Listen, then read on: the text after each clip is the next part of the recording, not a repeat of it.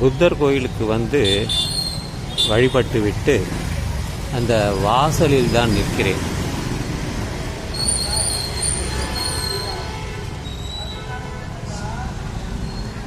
வரும்பொழுது எனக்கு ஒரு பாடல் ஞாபகத்துக்கு வந்தது, பழைய பாடல்.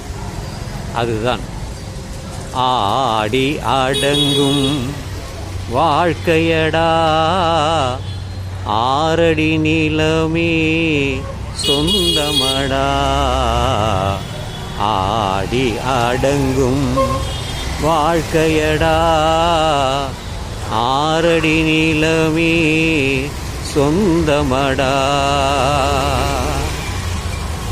இந்த பாடலின் தத்துவம் என்ன என்றால், இந்த வாழ்க்கை எங்கோ தொடங்கும், அது எங்கோ அடங்கிவிடும். ஆனால் 6 அடி நிலம்தான் தேவைப்படும், அதற்கு மேல் தேவைப்படாது.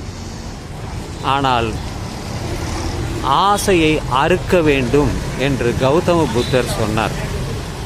ஆனால் அப்படி உலகத்தில் நடக்கவே இல்லை.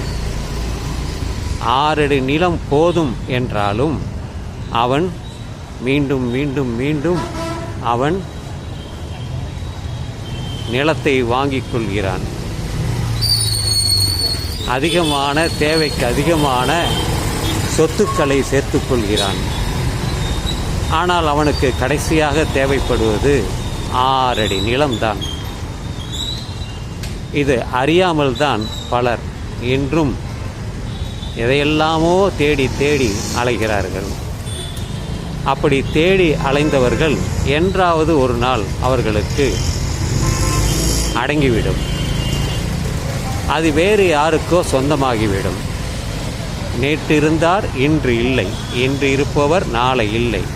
நேற்று யாரது சொந்தமானதோ இன்று உனது, நாளை வேறு யாருடையதோ. இதுதான் அது. அதனால்தான் இந்த ஆடி அடங்கும் வாழ்க்கை 6 அடி நிலத்தில் முடிந்துவிடும். இதை நான் உணர்ந்து கொண்டேன். அதை எல்லோருக்கும் தெரிவிக்க வேண்டும் என்பதற்குத்தான் இது.